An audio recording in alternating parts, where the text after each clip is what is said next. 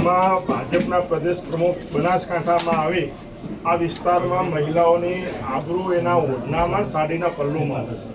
ત્યારે અભદ્ર ભાષાની અંદર ત્યારે જો એક ભાજપના રાજ્યના પ્રમુખ આવીને એમ કહેતા હોય કે સાડીના પલ્લુમાંથી અમે સીટો ખેંચીને દે સ્ત્રીની મર્યાદા ઉપર ઘા કર્યો.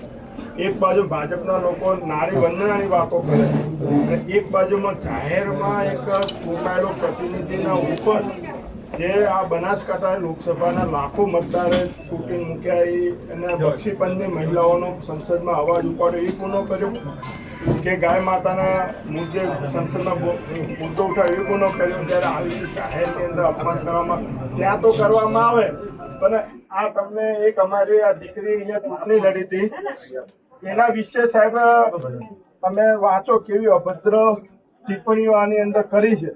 ના સાંભળી છે. એકદમ નારી વંદનાની વાતો કરે, એકદમ ભાજપના આઈટી સેલના લોકો આવી રીતે ગમે આઈડીઓ બનાવીને દીકરી ઉપર અપમાને કોઈ સહન ના કરે કે એવી ગંદી ગાળો લખવામાં આવી છે.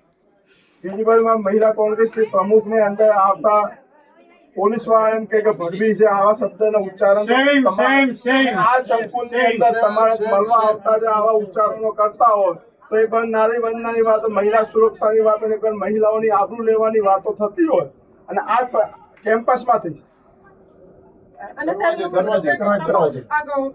કલેક્ટર ઓફિસ તારા બાપની છે, મને ધક્કો મારવામાં આવ્યો, મને ફડવી કહેવામાં આવ્યું.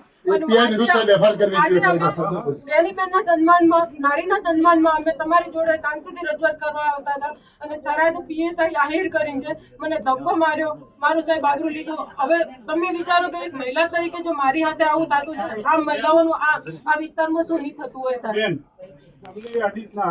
અને સાહેબ કાયદેસર મને ધક્કો માર્યો. અમને પ્રોડક્ટ કરવા માટે લેડીઝ